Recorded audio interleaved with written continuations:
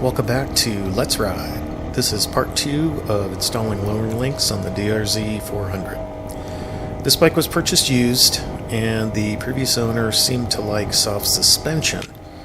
So I know internal mods were done. I think it has a different spring, but I don't know for sure.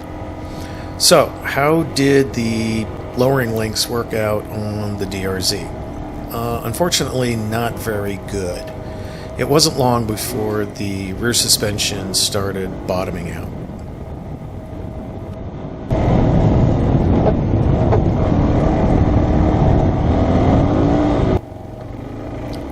Never wanting to cut a ride short, I went ahead and continued on my ride.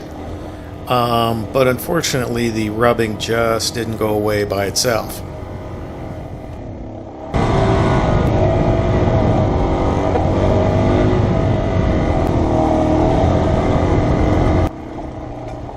I rode for a little while longer and slowed down a little so I didn't keep rubbing the back tire. But I knew I was going to have to go back to the Let's Ride shop and make some adjustments.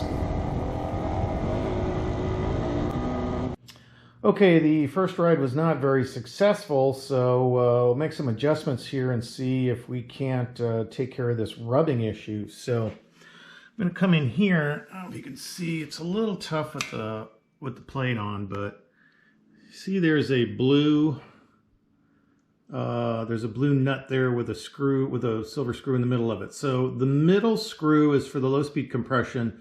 The nut, the big blue nut, is for high-speed compression. So basically what I do is I'll go to that low speed in the center with a little screwdriver and I'll wind it all the way until it stops, and you'll feel it click. So then I'll click it back out. And I'm going to click it back out only to about 5 clicks. Usually it wants to go to about 10 or 11. I'm just going to back it out to 5. And then the nut, same thing, screw it all the way in until it stops. And then they say stock is about 1 1/4 turns. I'm just going to turn it out about 2/3 of a turn. Then we'll see how that works out.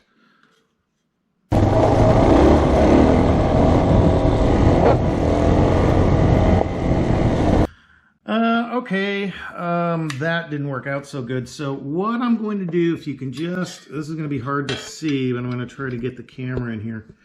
You see the spring, I have the spring there is yellow and then it has those 2 rings above it. Again, this is something you'll want to try to do with the side cover off.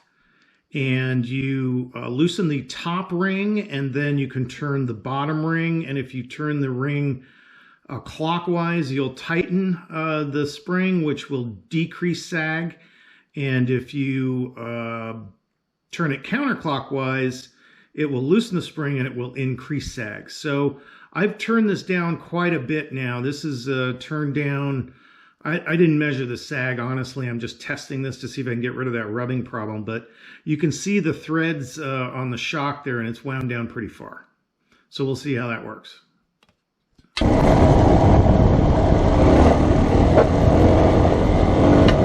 Okay, so let's get up in here, and you can see where the tire has been rubbing here. Here you can see the wiring is beginning to rub.